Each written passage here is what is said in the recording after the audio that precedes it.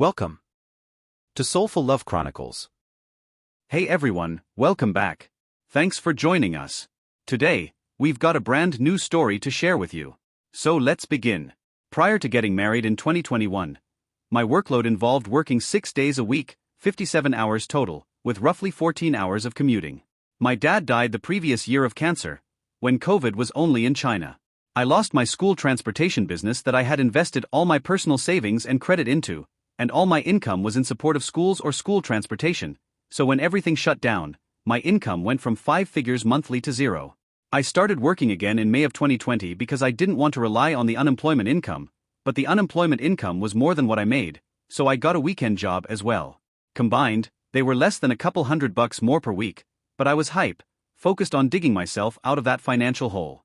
Because of my struggling finances, running the business, working full-time and part-time 7 days a week during this time, and my lack of ability to deal with trauma, I completely disassociated from my father's death and the toll that working like this took on my physical and mental health so that I could continue pushing forward.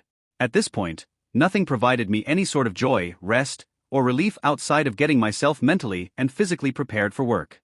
Trauma prior to marriage. My wife was living with me as a girlfriend during this time.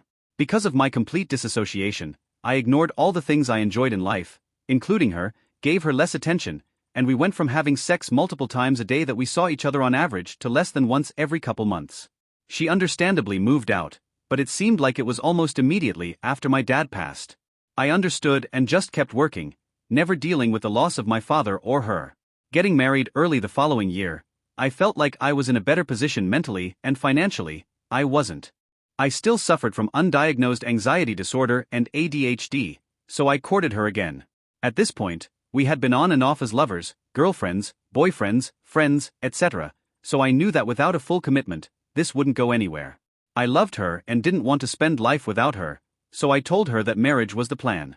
We were married a few months later, after knowing each other for about 8 years. My continued mistakes. As a newlywed after getting married, I stopped courting her. I worked like a dog in a newer, higher-paying job, and was barely able to rest at home. She spent, and still spends, money recklessly, and spending for her is an escape, so all the pain I caused her just reinforced her spending habits. As the only daughter in a large family, she is used to being spoiled and having her problems fixed by someone else, a male. This led me to have an intense dislike for her. How could she still waste so much money when all of my stresses are about us having enough but spending it wastefully? I was married and thought that nothing that I could do outside of leaving or infidelity would cause her to leave or falter, so I was going to arrogantly act an ass until after a budget had been made and adhered to. She became depressed, lonely, and starved for affection, so she moved out after less than 2 years. We didn't separate legally, not even an option where I live, but she was right that I needed to work out my issues. After she decided to move out, and just a few weeks prior to the move-in date, I was laid off with minimal severance. She definitely should have reconsidered after I got laid off, and I, her pastor, and our counselor told her not to, but I understand the position I put her in. I was in it for the long haul, but my anger caused me not to like her at the time and withhold attention and affection even more arrogantly, thinking she would just deal with it or change because we were married. After she moved out, I sold my house out of fear of not being able to afford the mortgage and took a great job 6 hours away. We were making life-changing decisions separately, even though we were still working on our marriage. This caused a greater rift between us as she was arrogantly never coming to visit me, and I averaged a visit to her only once every couple months or so, and those visits were just as tense and sexless as they were when we were together because I felt like she put us in this place. At some point, during our continued counseling, fighting, working on the marriage, long distance, budget, etc., she decided to have an affair with her married ex-boyfriend. This fine gentleman has been going between my wife and his current wife since they were in college.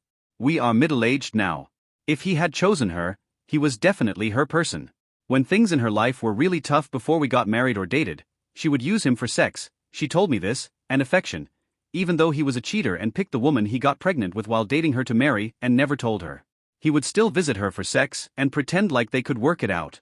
She found out he was getting married when she went back to our home city, and one of his family members who recognized her as an ex told her he was getting married and his fiancée was in her 3rd trimester.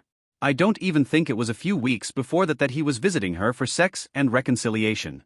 Advice I need: we want to work it out. We love each other. Our reaction to the shock of this situation reinforces that. I do not believe she would have cheated if I hadn't ended the marriage. Our recent time spent together reinforces that. We are aware of the consequences of our actions and inaction, and our relationship counselor literally told us that he doesn't think there is more that he can help us with and to let him know when we need him. The only problem I have is that I want to know. I don't want to know specific details of what they did. I kind of have a good idea, but it doesn't feel good, but I do want to know for how long. What did they talk about? Where? How did it start? Did she move out with the intention of getting affection from somewhere else? How will having her first and probably only child with someone she thought previously was her person affect her love for him going forward? I also want to know how my wife's brain works around this time, even just to understand her better and therefore relieve some of my anxieties around the situation. If I forgive her, should I just not try to get answers to these questions? I'm not angry anymore and barely ever was. I just hurt and felt guilt for my part, but I understand that it was still a series of conscious decisions that she made. I just feel like there may have been, and therefore still be, issues with this person in the future, especially if shared custody happens in the future. Is this just my anxiety? I want to be with her and believe that she wants to be with me faithfully, so please, if your advice is to leave, don't post it here. I just don't want to unnecessarily complicate things by over-obsessed on insignificant details, but I also don't want to leave anything out that should be answered. Any advice? Thanks for watching. If you enjoyed this video, don't forget to like, comment, and subscribe for more stories like this. See you next time.